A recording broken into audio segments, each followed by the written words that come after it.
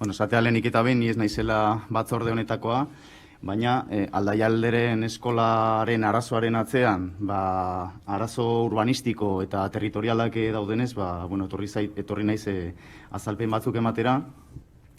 Hain zuzen ere, uste dudalako eskola hau duela 5 urte gutxienez esan zena eraiki behar zela, oraindik dago eraiki gabe, gurasoak urduri daude, desesperatuta ja esango nuke, eta ez da eraikitzen, esan bezala, badaudela alde batetik hiri mailako arazoak, arazo urbanistikoak, eta bestetik lurralde mailako arazoak, arazo batez ere ferrobiarioak, abiadura handiko trenarekin lotura daukatenak.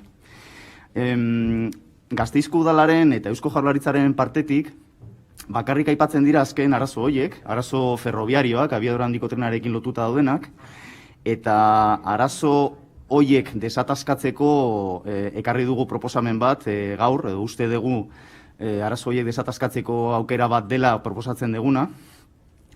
Baina, aprobetxatu nahi dut hizketaldi txiki hau baita ere salatzeko arazo urbanistikoak ere daudela, oraindik daudela, naiz eta konponbidean egon, eta horiek ez direla inoiz aipatu edo oso gutxitan.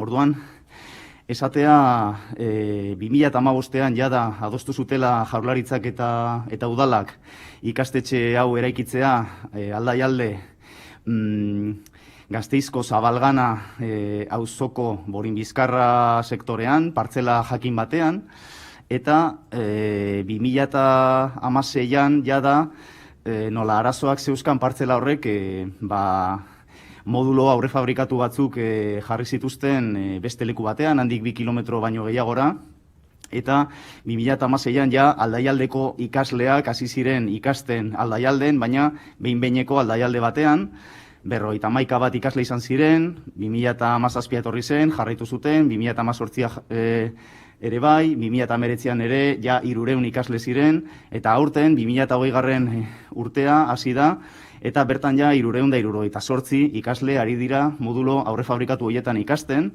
eta koronavirusaren pandemiaren arazoekin. Imagina ezazue, han distantziak gordetzea eta askoz ere zailagoa da.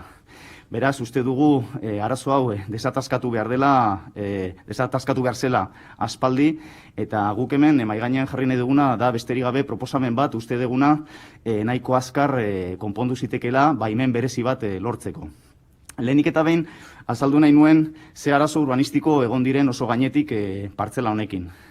Eta arazo urbanistikoak lotura daukate Gasteizko birdensifikazioarekin, Gasteizko redensifikazioa.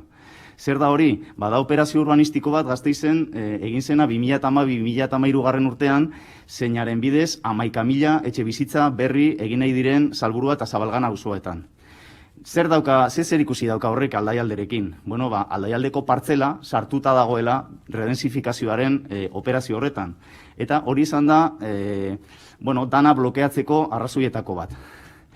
Eta bestetik, aipatu behar da, abiadura handiko trenarena, zeren eta 2015ean aukeratu zen partzelaren azpitik hobeto esan da, lurperatuta joan behar zen abiadura handiko trena. Beraz, bi arazo horiek aipatu behar dira, eta abiadura handiko trenaren arazoa ez da bakarrik arazo ferrobiario bat. Horrekin lotuta ere badaude etxe bizitzak. 1.500 eta 2.000 etxe bizitza bitartean egin nahi direlako Gasteizera sartuko denean abiadura handiko trena. Beraz, bi arazoen atzean, ikusten dezuenez, gainbalioen interes batzuk daude. Eta uste dugu, eta ja salatzen hasiko naiz, EAJ eta PSE, uste dut ez dutela inoiz fede txarrez aritu gai honetan, ez dut uste atzeratu nahi dutenik proiektu hau, baino bai uste dudala beste lehentasun batzuk eduki dituztela, eta horren ondorio da, besteak beste, arazo hau hain enkistatuta egotea. Hain zuzen ere, haientzat lehentasuna izan delako beti redensifikazioa eta lehentasuna izan delako beti abiadura handiko trena. Redensifikazioaz esatea, azaldu behar da pixka bat, Gasteizen 2000an plan orokor bat egin zela oso desarrollista eta bertan planifikatu ziren besteak beste Salburua eta Zabalgana auzo berriak. Auzo berri horietan, 22.000 etxe bizitza joan behar ziren hasiera batean. Eta bai Zabalgana eta bai Salburua oso azkar eraiki ziren, datu bat emateagatik 2007an ez egoen inor erroldatuta auzo horietan, gutxienez Zabalganan, eta ja hurrengo urtean 4.600 persona zeuden. Handik 3-4 urtetara 20.000 persona zeuden. Eta gaur egun Zabalganan 27.500 persona bizi dira. Horregatik, eta gainera, ikusita ze jende tipologia joan den, batez ere gazteak edo helduak baino gazteak 25 eta 45 urte bitarteko denetari dago, baina gehienak horiek dira ume txikiekin eta ume txikiak edukitzear zeudenak, eta beraz eskolen beharra izan dute azkar. Eta Aldaialde da 3. eskola egingo dena auzo horretan. Inork ez du jartzen zalantzan egin behar denik, azken 2 azpiegitura planetan dago, eta esan bezala, bai udala eta bai jaurlaritzak bultzatzen ari dira harren eraikuntza. Ze gertatu zen redensifikazioarekin, 2012-2013 urtean konturatu ziren politikariak eta zenbait aditu, Zabalgana eta Salburua oso densidade bajua zeukatela. Orduan, etorri ziren soluzio batekin, asko laburbilduz 11.000 etxebizitza berri egitea. Haietatik 2 herenak izango dira udalarenak. Hau azaltzen du, zeren ikusi behar da zer nolako interesak dauzkan udala, redensifikazioa, zalantzaren aurrean Aldaialderen gainetik jartzeko. Hor, blokeatuta egonda horregatik, EH Bildutik adibidez, bozketaren batean, naiz eta gu egon redensifikazio honen aurka abstenitu egin gara, hain zuzen ere ez blokeatzeko Aldaialde eta bere garaian Errekabarri eskola berria Salburuan, ze arazo berdina zeukaten, eta gaur da eguna non oraindik arazo urbanistikoak ez dauden erabat konponduta. Ze uda honetan, abuztuan, udalak beti esaten du ardura guztia arazo honetan Madrilena dela, Adifena, baino beraien etxeko lanak oraindik egin gabe daude. Zeren abuztuan hasi dira redensifikazioaren azken aurreko pauso urbanistikoa aurrera eramaten. Beraz, oraindik ere partzela katastrala eta partzela urbanistikoak ez datoz bat. Eta hori da, udalak emandako lizentziaren ukapenean esaten diren 2 arrazoietako bat. Bigarren arrazoia da, Adifek ez duela baimena eman, eta horretara noa. Orain noa, abiadura handiko trenarena azaltzera. 2000an hasi zen, Euskal Y-koaren azterketa informatiboa egin zen, 2001an aprobatu zen lurralde plan sektoriala, garai hartan trenbidea, abiadura handiko trena joan behar zen dato kaletik, beraz gaur egun doan tokitik, baina 2004-2005an aldatu zen. Egin zen aldaketa bat lurralde plan sektorial horretan, eta proposatu zen eramatea Lako Arriagatik. Hain zuzen ere, Aldaialderen partzelaren azpitik. Horretarako egin zen azterketa informatibo bat 2010an. Azterketa informatibo horren sustatzailea azaldu behar da norden, ze ez da Madril bakarrik. Sartuta dago Adif, baina sortu zen enpresa bat, enpresa publiko bat enpresa pribatu bat kapital publikoa zeukana, Alta Velocidad de Vitoria S.A. izenekoa, non Adifek erdia daukan, eta beste erdia banatzen dute Jaurlaritza, Gasteizko udala eta Arabako Foru Aldundiaren artean. Beraz, enpresa horren 25% Jaurlaritzarena da, 15% udalarena eta 10% Arabako Foru Aldundiarena. Zergatik azaltzen dut hau? Zeren eta abiadura handiko trenaren 2 azterketa informatiboen atzean gu geu gaude. Ez da bakarrik Madril. Esan nahi dut, momenturen batean presionatu behar bada edo eskatu behar bada favoreren bat, gu gara sustatzaileak azterketa informatibo hoienak. Ze hemen beti esaten ari zaigu bai udaletik eta bai Jaurlaritzatik dena Madrilen dago pelota, eta uste dut alde urbanistikoan argi dago hori ez dela horrela, Gasteizko udalarena da eta etxeko lanak dauzka oraindik egin gabe, egiten ari da, egia da, baina nahiko berandu, eta bestaldetik, abiadura handiko trenaren aferean ere, uste dut, badokagula baita ere, ez dakit, arduraren zati bat. Orduan, Alta Velocidad de Vitoria S.A. horrek egin zuen 2010ko azterketa informatiboa, aprobatu zena 2012ko martxoan. Zergatik esaten dut data hori? Interesgarria da, trenbide sektorearen legean, 5. artikuluan datorrelako handik 10 urtetara, ez baldin bada eraikitzen hori, azterketa informatiboa hori bertan bera gelditzen dela.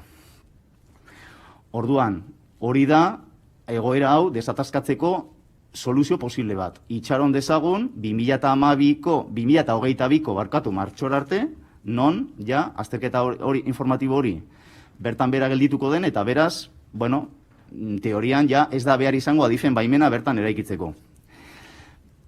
Beste aukera bat, eta orain nator abiadura handiko trenaren beste proiektu batekin, ze bigarren azterketa informatibo bat egin zen iaz. Udan, berriz ere alta velocidad de Vitoriak sustatuta, alegia gogoratzea berriz enpresa hori non gu gauden baita ere, egin zuen azterketa informatibo berri bat, aldatzeko berriz ere 2001an zegoen ibilbidetik abiadura handiko trena. Alegia, dato kaletik.